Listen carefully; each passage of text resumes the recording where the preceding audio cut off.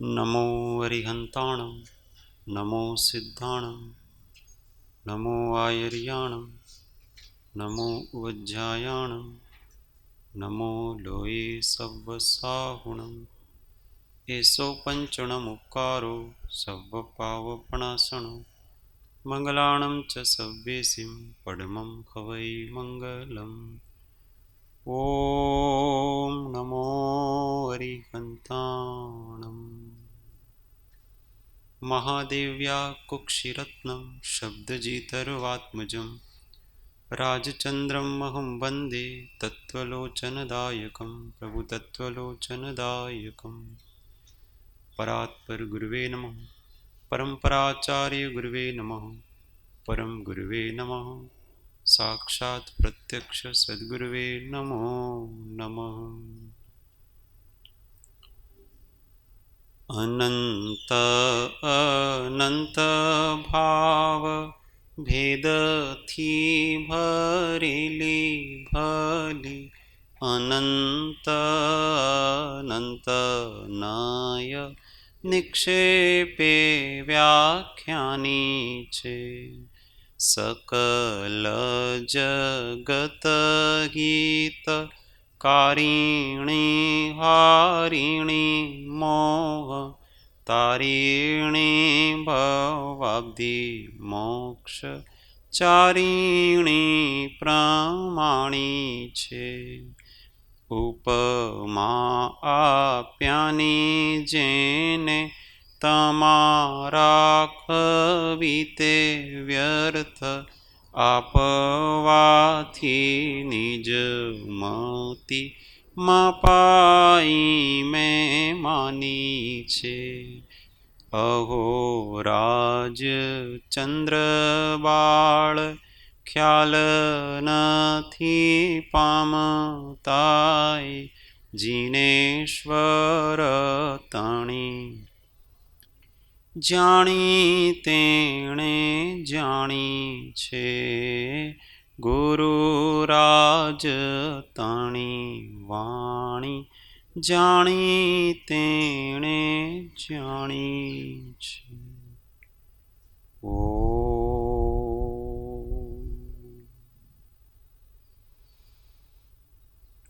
जय सद्गुरु जय जय।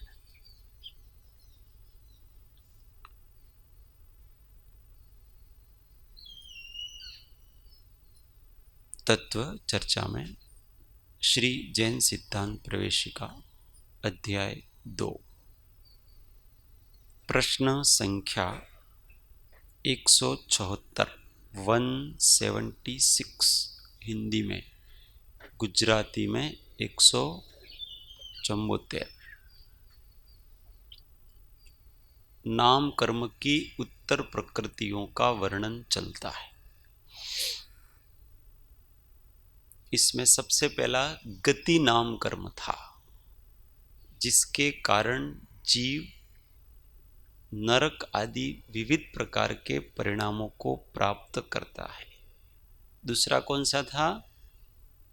जाति नाम कर्म था, जिसके कारण से जीव इंद्रियों की प्राप्ति करता है।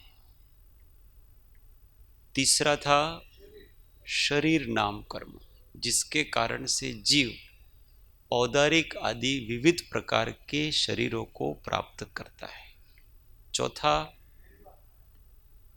अंगोपांग नाम कर्म, जिसके कारण से जीव हाथ पैर इत्यादि विविध प्रकार के अंग और विविध प्रकार के उपांगों की प्राप्ति करता है।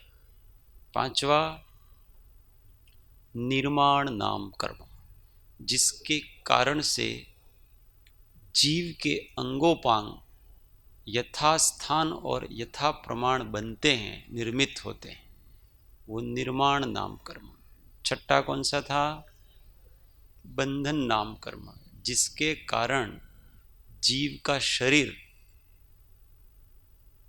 यथा योग्य छिद्र रखते हुए बंधन को प्राप्त होता है, वो बंधन नाम कर्म।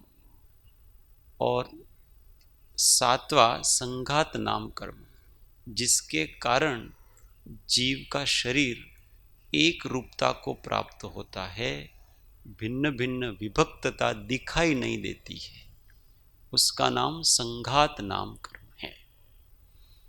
तो बंधन नाम कर्म और संघात नाम कर्म में क्या अंतर हुआ? बंधन में तो बंधता है पर उसमें अवकाश है, और संघात नाम कर्म का क्या काम है? उस संघात, उस जो छिद्रों को वो भरता नहीं है, छिद्रों को भरता नहीं है, छिद्रों को दिखाई नहीं दे, इस प्रकार से वो रचना है उसकी। तो उस प्रकार से वो एक होकर के एक रूपता प्रदान करना उसको, ये अलग अलग है ऐसे नहीं दिख रहा है, वो ये एक ही है, इस प्रकार से वो शरीर दिखता है। ये जैसे ऐसा ऐसा नहीं लगता है कि इसमें कुछ छेद है, ऐसा एक जैसा लगता है ना सारा, परंतु है। तो उस प्रकार से अवकाश को रखते हुए जो जुड़ जाना, ये तो बंधन नाम कर्म है। पुरुष अवकाश का एहसास नहीं होने देना, ये किसका काम है? संघात नाम कर्म का काम है। अब आगे, संस्थान नाम कर्म किसको कहते हैं? जिस कर्म के उदय से शरीर की आकृति बने उसको संस्थान नाम कर्म कहते हैं। जिस कर्म के उदय से शरीर की आकृति बने, जितने प्रकार की ये शरीरों की आकृतियां हैं वो सभी संस्थान नाम कर्म के कारण से। संस्थान का अर्थ होता है आकार, शक्ल कहो, आकार कहो, ये सब एकार्थवाचक शब्द है। तो ये संस्थान भी अलग अलग प्रकार के होते हैं। पौद्गलिक संस्थान तो बहुत प्रकार के। पौद्गलिक संस्थान कितने प्रकार के हैं? पौद्गलिक आकार कितने प्रकार के हैं? तो अनंत प्रकार के पौद्गलिक आकार हैं, वो सभी संस्थान ही हैं। परंतु जो पुद्गल जीव का शरीर बनाते हैं उनके जो आकार है, तो जीवों के शरीर की अपेक्षा से वो आकार, वो संस्थान 6 प्रकार के हैं। समचतुर्ष संस्थान, निग्रोध संस्थान, स्वाति संस्थान, कुब्जक संस्थान, वामन संस्थान, हुंडक संस्थान, ये आकार हैं उसके। अब इसको एक एक का वर्णन करेंगे। प्रश्न 177, समचतुरस संस्थान किसको कहते हैं? उत्तर, जिस कर्म के उदय से शरीर की शक्ल ऊपर, नीचे तथा बीच में समभाग से बने।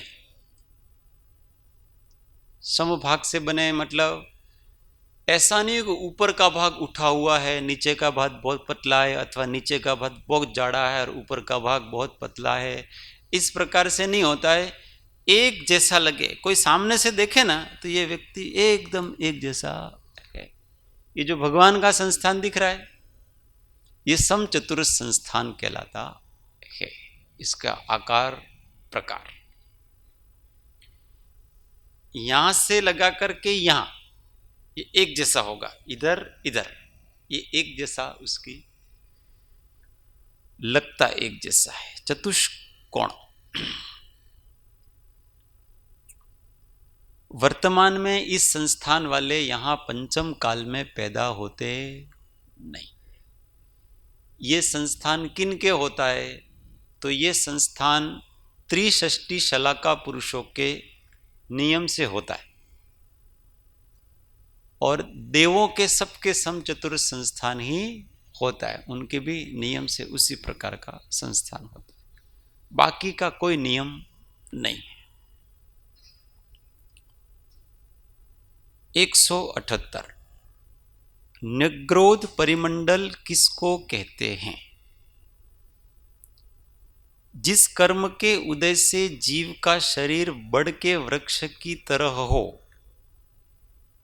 अर्थात नाभि से नीचे के अंग छोटे और ऊपर के बड़े हो। निग्रोध कहते हैं बड़ को। वड़ तो वड़ कैसा होता है? ऊपर से फैला हुआ होता है और नीचे से थोड़ा फैलाव उसका कम होता है। जैसे जैसे वो ऊपर जाएगा ना वैसे वैसे वो फैलेगा इससे, और नीचे नीचे उसका फैलाव कम होता है। तो नाभि से ऊपर मतलब इस छाती वाला भाग वगैरह ये सब उसके चौड़े होंगे और नाभि से नीचे का धीमे धीमे पतला होता जाएगा। ये निग्रोध संस्थान वाला कहलाता है। अपने अपने देख लेना कौन किसका क्या क्या है, कौन से संस्थान में अपने आते हैं। इसमें भी क्या है कि एक संस्थान में भी बहुत से भेद होते हैं। अब निग्रो समचतुर्थ संस्थान भी अनेक भेद वाला है। अब सभी तीर्थंकर 2400 तीर्थंकर हैं, पर कोई 2400 तीर्थंकरों का शरीर एक जैसे आकार का है ऐसा नहीं है।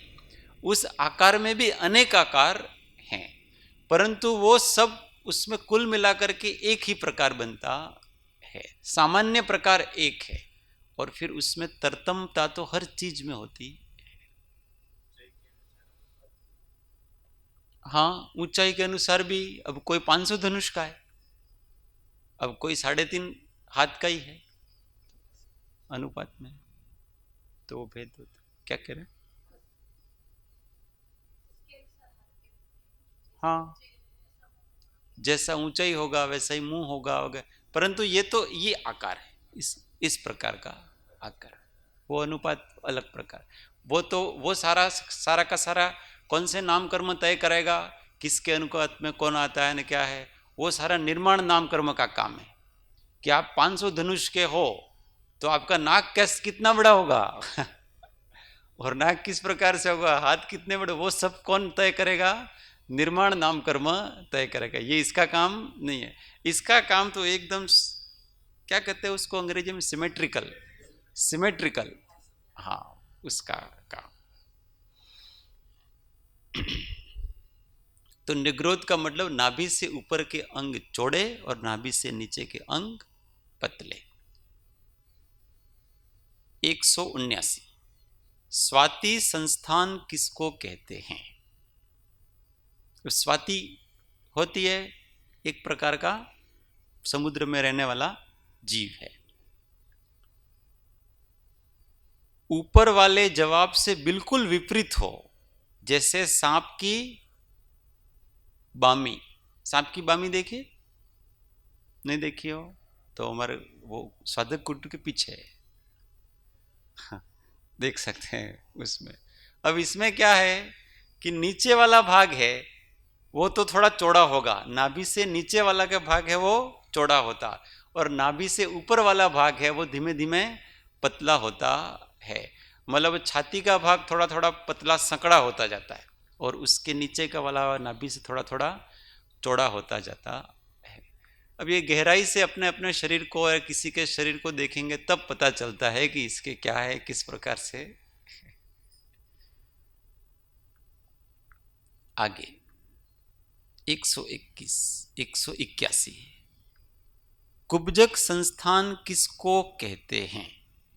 उत्तर, जिस कर्म के उदय से कुबड़ा शरीर हो। कुबड़ा किसे कहते हैं? कुबड़ा क्या होता है? हाँ, उसको कुबड़ा कहते हैं। अभी यहां तो अभी इसमें से किसी का नहीं है। वो निग्रोध और स्वाति तो हो सकता है यहां में बैठे हैं उसमें से, और सम चतुर्थ संस्थान तो है नहीं। अब दो में ही अपने को तय करना है कि या तो हमारा निग्रोध संस्थान है या हमारा स्वाति संस्थान है। 181 वामन संस्थान किसको कहते हैं? उत्तर, जिस कर्म के उदय से बोना शरीर हो उसको वामन संस्थान कहते हैं। ये बोना का मतलब ये अपेक्षाकृत समझना, इसको छोटा का मतलब ऐसा नहीं है कि जिसका शरीर अब इतना एक हाथ का है तो वो छोटा है, ऐसा नहीं समझना। क्योंकि सर्वार सिद्धि के देवों का शरीर इतना ही होता है, परंतु उनमें वो संस्थान नहीं कह सकते हैं आप उनको। वास्तव में ये सब अपेक्षाकृत है। बोना किसको कहना? ये पाप के उदय से नीचे वाली प्रकृतियां बनती है, पुण्य के उदय से अब उनके समचतुर संस्थान है। किन के? सर्वार सिद्धि के देवों के। और होते कितने? एक हाथ के, एक हाथ से ज्यादा होते हैं, सभी के सभी इतने ही होते हैं। तो अब उनको क्या वामन संस्थान कहेंगे? उनके वामन संस्थान नहीं है, ये अपेक्षाकृत है कि जहां के जिस प्रकार का शरीर है, उस शरीर से अगर वो आधे से भी कम हो, बहुत छोटा हो, जैसे सामान्य रूप से अपने यहाँ 5 फुट का शरीर होता है, ऐसा मान ले। अब कोई व्यक्ति 1.5 फुट का हो, 2 फुट का हो, मतलब 2.5 फुट से भी नीचा हो, तो अपन उसको क्या कहेंगे कि ये वामन संस्थान वाला है। तो ये हमेशा हर जगह की अपेक्षा से समझ लेना चाहिए। हाँ, बोना। अब बोनसाई पौधे का नाम भी, ये पौधा नहीं है। ठेंगना, आपने क्या कहते हैं? ठेंगना में लेना, वनस्पति तो होगी इसमें। पर ये बोना मतलब वामन मतलब ठेंगना, छोटा। वो वामन अवतार लेके आए थे ना भगवान विष्णु, छोटे बन के, ये है, इसका नाम वामन है, इतने से दिखते थे, तो ये वामन संस्थान कहलाता। एक देश में भी अलग अलग प्रकार से होते हैं। अब अभी दिल्ली की तरफ जाओ, हरियाणा, दिल्ली, पंजाब, वहां 6 फुट से कम के मिलते ही नहीं। अब वहां कोई 4 फुट का हो ना, तो उसको कहे ये वामन है ये बोना है, क्योंकि वहां तो 6 फुट से ऊपर ऊपर ही मिलते हैं सारे, बराबर। 6 फुट के देखो दिल्ली वाले हमारे हितेश भैया, 6 फुट से भी ऊपर के हो तो ये वामन संस्थान कहलाता है। 182, हुंडक संस्थान किसको कहते हैं? उत्तर, जिस कर्म के उदय से शरीर के अंगोपांग किसी खास शक्ल के न हो, उसको हुंडक संस्थान कहते हैं। यह नारकियों के नियम से होता है सब हुंडक संस्थान। और अपने यहां देखने तो ये जितने भी पक्षी हैं ना, ये सारे के सारे हुंडक संस्थान है। उनका कोई आकार प्रकार नहीं किसी प्रकार का। किसी के तो यूं गर्दन है, किसी के गर्दन है, किसी के कबूतर का क्या है, कोई तोते का क्या है, चिड़िया का क्या है, कोई उसका आकार प्रकार आप बना नहीं सकते हैं। और नारकियों के भी ऐसा ही होता है, पक्षियों की तरह आकृति होती है उनकी, नारकियों की, इसलिए उनको हुंडक संस्थान इस प्रकार से कहते हैं, जिसका कोई खास आकृति ही नहीं बने किसी भी प्रकार से। ओम। आगे, बराबर। इसमें कोई पूछना है? संस्थान के विषय में किसी को कोई प्रश्न हो तो पूछ सकते हैं। आकार प्रकार। आगे, अष्टावक्र ऋषि, हाँ तो कुब्जक में आए, हाँ कुब्जक संस्थान में आएगा। हुंडक संस्थान में तो मनुष्य नहीं आ सकते। वामन मनुष्य हो सकता है, कुब्जक, बाकी के 5 हो सकते हैं मनुष्य, परंतु हुंडक में मनुष्य नहीं आ सकता। सबका कारण तो है। प्रश्न ऐसे हो कि मनुष्य को वामन संस्थान, कुब्जक आदि क्यों मिलता है वैसा संस्थान, तो उन्होंने पहले इसी प्रकार से कर्म बांधे हैं। किसी को आड़ा किया, न किसी को टेढ़ा किया, न किसी को सीधा किया, न किसी को मारा है, न किसी को पीटा है, न किसी की हंसी उड़ाई। हंसी उड़ाते हैं ना अपने, व्यंग करते हैं विचारों को देख करके, किसी का शरीर अच्छा नहीं है, तो ये सब, इन सब के कारण से हमने भी ऐसा कर्म बांधा। और मुख्य तो अभिमान, ये अभिमान के कारण ऐसा होता है। ये गोत्र और नाम कर्मन ये सब है ना, विशेष विशेष अभिमान के कारण। जब हमको मजबूत शरीर मिला तो हमने इतना अभिमान किया कि देखो मेरा इतना सुंदर शरीर है, मेरा इतना मजबूत शरीर है, दूसरों को तुच्छ समझा। अब दूसरों को तुच्छ समझा तो अब अपन भी ऐसे बनेंगे, अभिमान के कारण से होता है।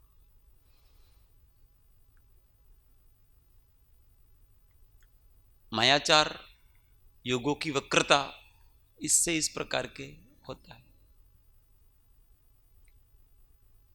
आगे 183, सहनन नाम कर्म किसको कहते हैं? उत्तर, जिस कर्म के उदय से हाड़ों का बंधन विशेष हो उसे सहनन नाम कर्म कहते हैं। हाड़ का मतलब हड्डियां, हड्डियों का बंधारण, इसका नाम है सहनन। इस हड्डियों के बंधारण से ही हमारे जो टूट फूट होती है, शरीर की जो सामर्थ्य बनती है ना, सहन करने की शक्ति, वो इस बंधारण से बनती है कि इस व्यक्ति की हड्डियां कितनी मजबूत है। उस हड्डियों से की मजबूती से क्या होता है कि स्थिरता आती है।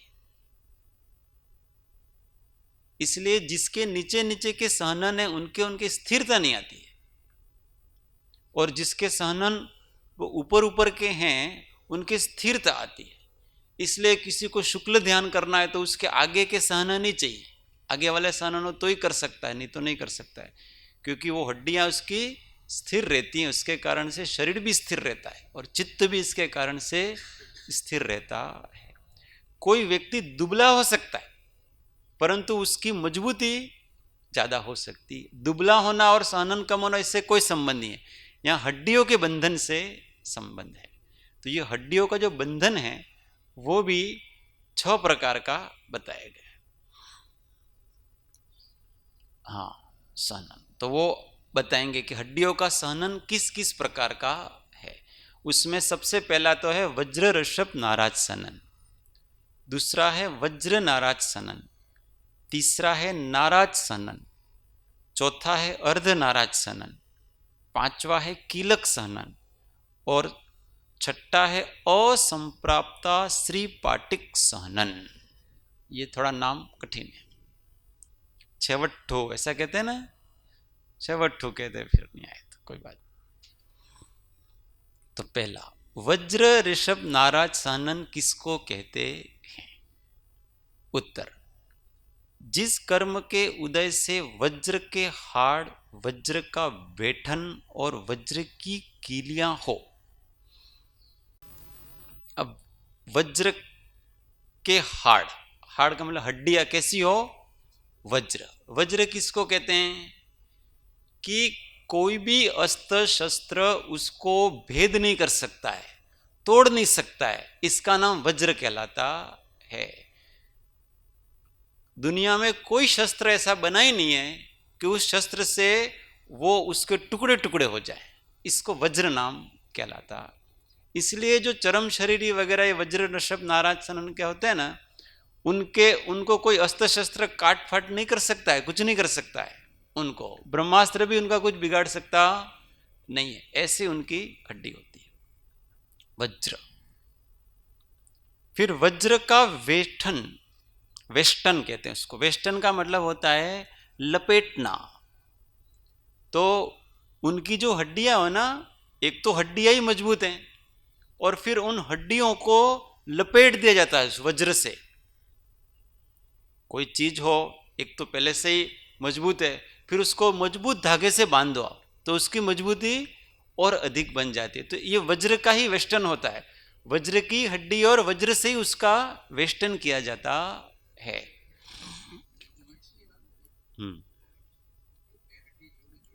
हाँ, जो जॉइंट है उन जॉइंट को भी फिर उसमें लपेट दिया जाता है वज्र से, अब वो इतनी मजबूत हो जाती है। हाँ नहीं, मतलब कोई भी हड्डी है, अब ये हड्डी, ये एक हड्डी हुई, अब उस ये हड्डी एक तो वज्र की है, उसके ऊपर भी आपने उसको वज्र का लेप कर दिया, उसको कवर्ड कर दिया सारा सारा, तो ऐसा हो जाता है। तो उसकी मजबूती और बन, एक तो घर है, उस घर को भी आपने चारों तरफ से लोहे की दीवारों से कवर कर दिया, तो घर ही एक तो मजबूत था और फिर लोहे की दीवारों से उसको चारों तरफ से वेष्टित कर दिया, तो वो वज्र का ही वेष्टन। और वज्र की कीलियां, कीलियां अब यहां पर क्या होता है कि हड्डियों का जोड़ होता है, एक दूसरे से जुड़ी होती हैं, तो कीलियों से बड़े बड़े कीले होते हैं, उन कीलों से जुड़ी हुई होती है। तो उसमें मजबूताई ज्यादा आ जाती है। अब ये तो सब हड्डी, चमड़ी का तो वज्र होना ऐसा तो नहीं है, ये तो केवल हड्डी का ही है। ये सारी चीजें हड्डियों के ऊपर चल रही है, सब चीजें हड्डियों का बंधारण ही सहनन कहलाता है। हाँ, अब वो हाँ सुकुमाल मुनि है। सुकुमाल इसलिए थे कि वो इतने कोमल उनका शरीर था कि उनको फूल भी लगता था। फूलों एक झटके से तो वो फूल मारे ना तो उनको भी दर्द होता था, ऐसे कोमल था। अपने अपने साहिब जी की कोमल चमड़ी थी ना, ऐसे। परंतु उनकी हड्डियां देखो, कब जब दीक्षा ली, उस कोमल शरीर से दीक्षा ली तो वो बाघ खा रहा है ना क्या खा रहा है, तो भी कुछ नहीं। उस उनके शक्ति इतनी है उसके अंदर। तो ये चमड़ी कोमल हो सकती है पर हड्डियां मजबूत होना एक अलग बात है।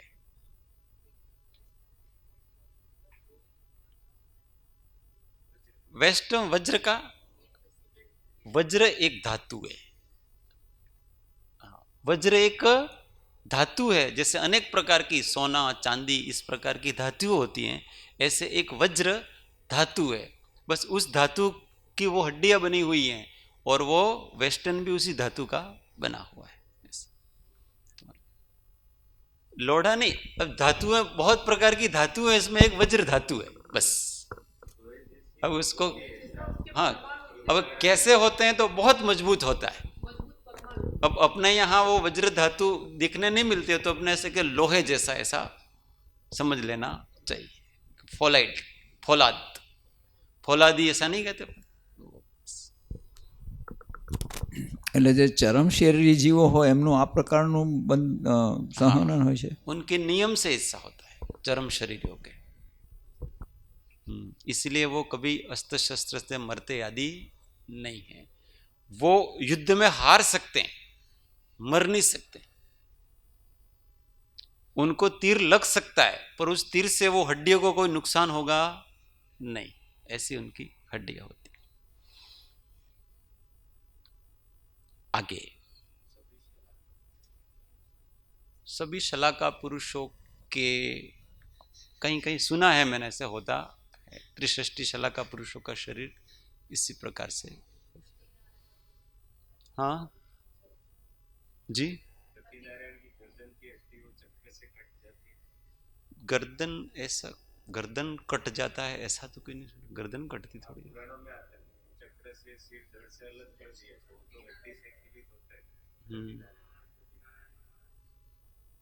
अब वो अपने को पूरी जानकारी नहीं है ऐसा, बाकी शलाका पुरुषों को कैसा होता है। એટલે જે હનુમાનનું દ્રષ્ટાંત આવે છે ને, ઉપરથી પડે છે ને हाँ, કંઈ થતું નથી ને પર્વત તૂટી જાય। हाँ तो वो चरम शरीरी थे। બરાબર, चरम शरीरी थे इसलिए ऐसा होता है। उसकी जानकारी कर लेंगे अपन, चरम शरीरी के ही होता है या अन्य पुरुषों के भी होता है। आगे 185, वज्र नाराज सहनन किसको कहते हैं? जिस कर्म के उदय से वज्र के हाड़ और वज्र की कीली हो परंतु वेस्टर्न वज्र का ना हो। अब इसमें निकल क्या गया? वज्र ऋषभ नाराज, इसमें से निकल क्या गया? ऋषभ। ऋषभ का मतलब वेस्टर्न, लपेटना हुआ वो, तो वो निकल गया। वज्र और नाराज एक जैसा, जिसकी वज्र की हड्डियां हैं और वज्र की कीलियों से वो हड्डियां जुड़ी हुई हैं। 186, नाराज सहनन किसको कहते हैं? जिस कर्म के उदय से वेठन और कीली सहित हाड़ हो। अब इसमें से कितना निकल गया? क्या क्या निकल गए? वज्र भी निकल गया और ऋषभ भी निकल गया, बस केवल नाराज रह गया है। अब इनकी हड्डियां न तो वज्र की होती हैं न वज्र का वेष्टन होता है, केवल उनकी हड्डियां हैं वो कीलों से एक दूसरे से जुड़ी हुई होती है, इसलिए मजबूती लिए होती है। ऐसे उठा करके फेंक दें तो कोई हड्डी पसली एक नहीं हो जाएगी, टूटेगी नहीं, क्योंकि वो जुड़ी हुई है। हो सकता है, पर यहाँ तो वृषभ है ही नहीं, वज्र का वेस्टर्न। हाँ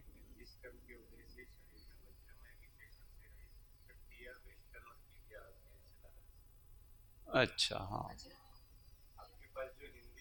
ये, हाँ ये पुराना है ना।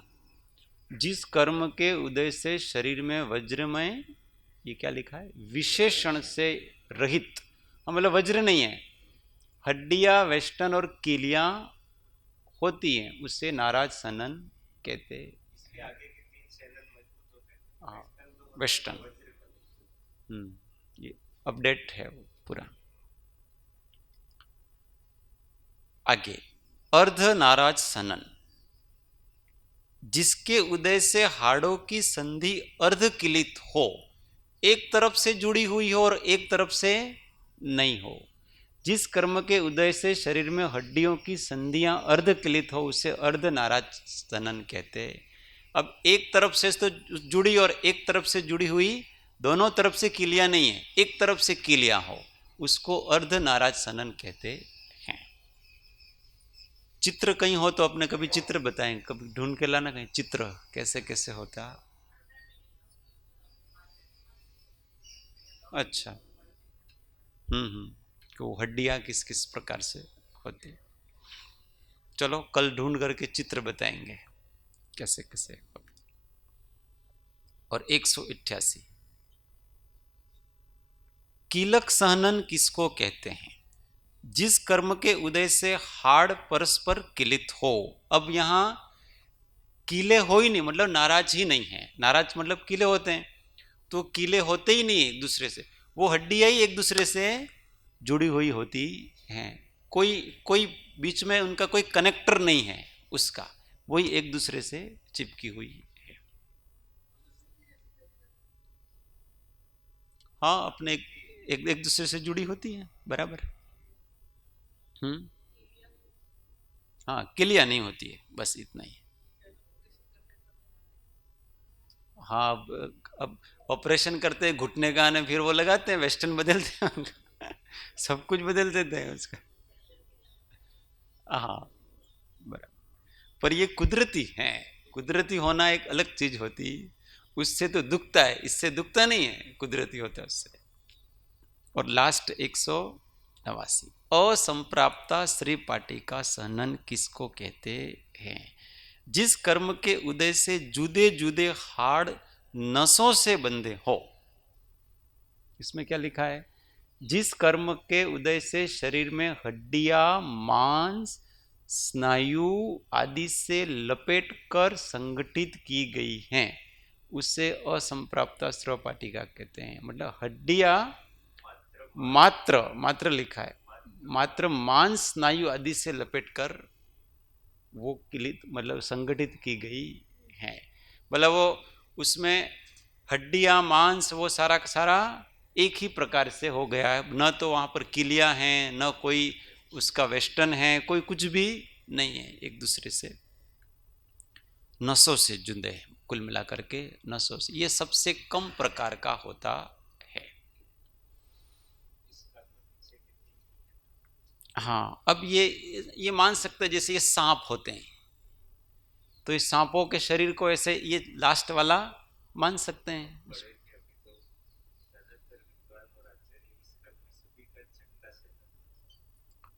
सभी का छठा सहनन भी कह सकते हैं, क्योंकि अपने तो सारा मांस से ही सारी हड्डियां हड्डियां सब जुड़ी हुई हैं, तो ऐसा ही जुड़ी हो। और वो तो फिर तिर्यंचों के सबके नियम से यही होगा सारा का सारा, क्योंकि तिर्यंचों का तो अपने से भी, अब जैसे सांप के शरीर में हड्डी नहीं होती, हाँ तो उसको सहनन ही नहीं मानना पड़ेगा फिर उसको, मनुष्य के ये सारे।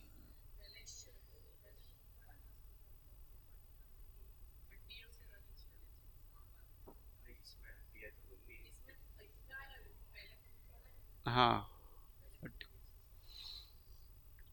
अब उसमें भी छोटी छोटी हर चीज, अब जैसे पशुओं में, तो पशुओं में हड्डियां होती हैं, तो उनका तो सहनन मानना ही पड़ेगा, इसमें से छह में से कोई न कोई सहनन उसका होगा। हड्डियां किन किन की नहीं होती हैं? तो एक तो देवों के नियम से नहीं होती है, और नारकियों के नियम से हड्डियां नहीं होती है। बाकी पशुओं के होती हैं और मनुष्यों की होती हैं।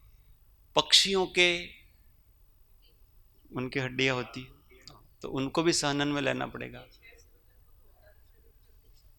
औदारिक शरीर, औदारिक शरीर होता है।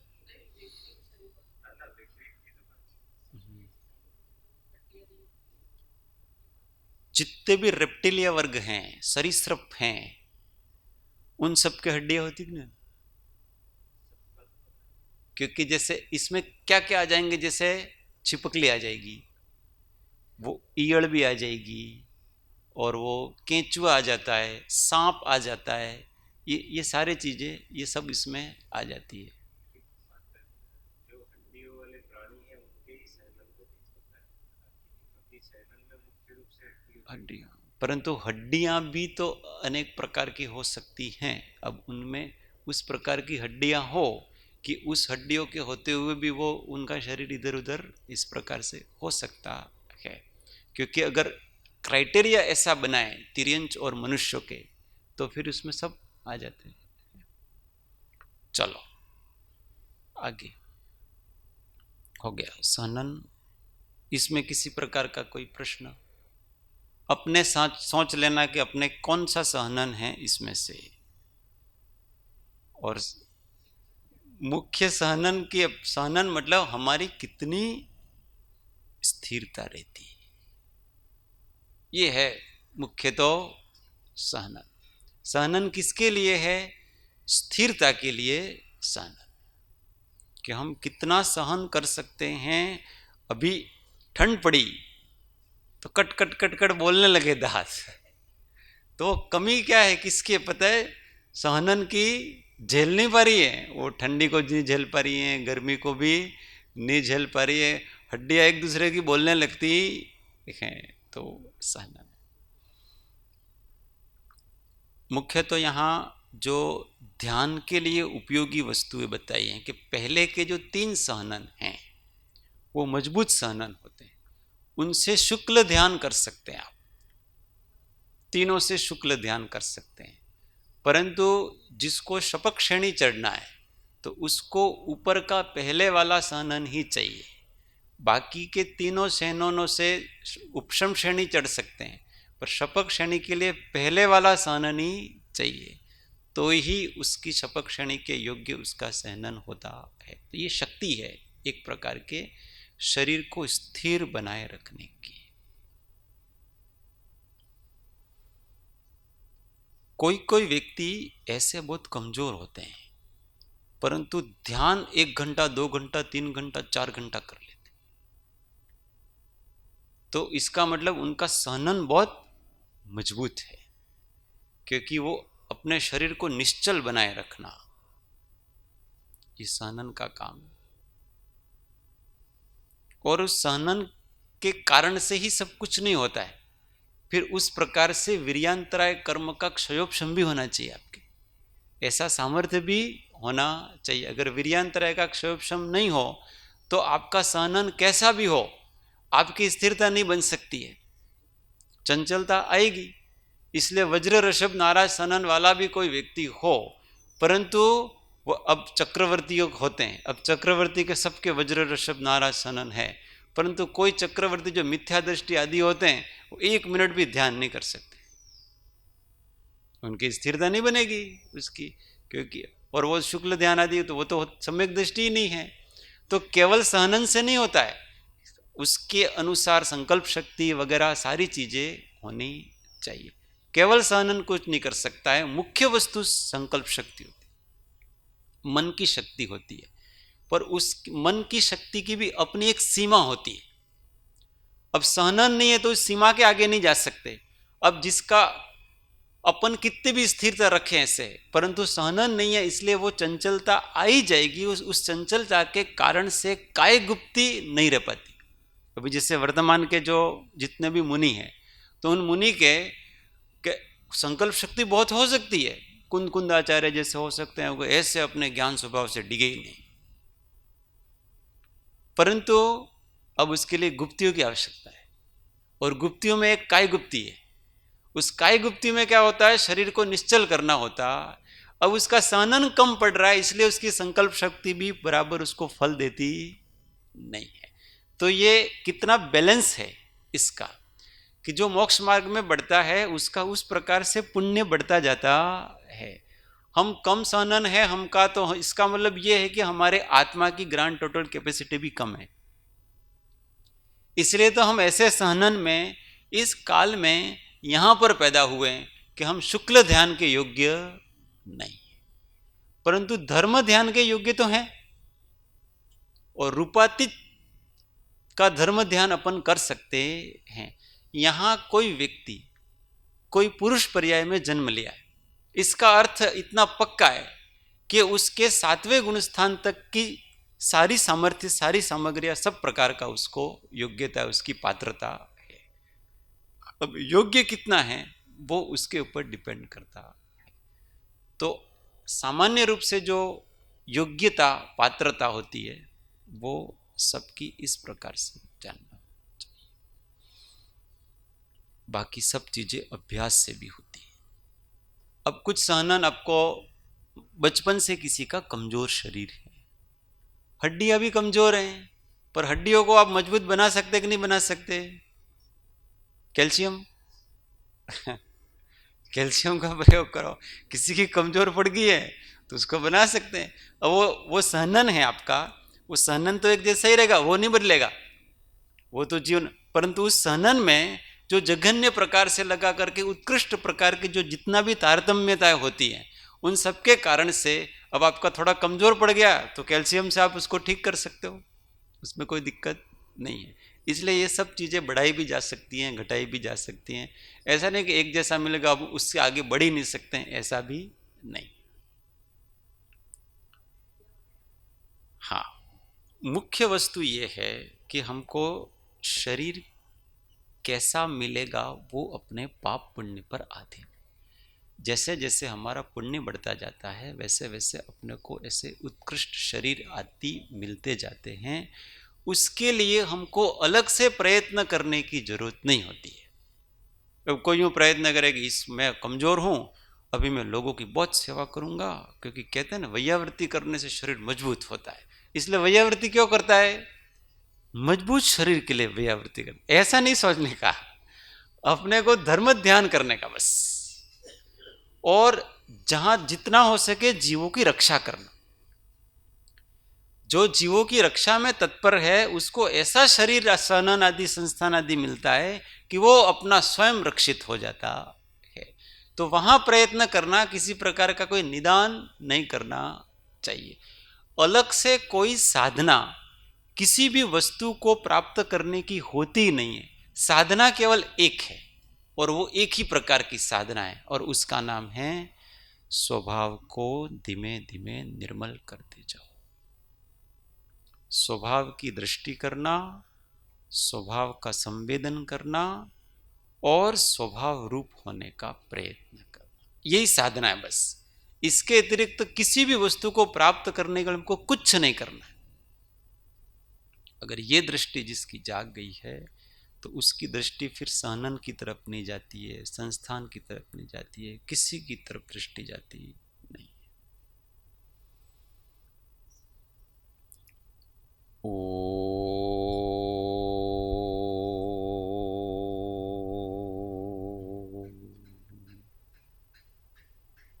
सुख धाम अनंत सुसंत चहि, दिन रात्र रहे ध्यान महि, पर शांति अनंत सुधामय जे, प्रणमो पद तेवर तेजय।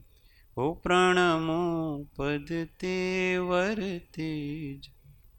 सद्गुरु परम कृपाणु त्रिलोकनाथ की जय, सब संतन की जय। आनंद घन ओम। 1 मिनट मौन, आत्म अनुसंधान।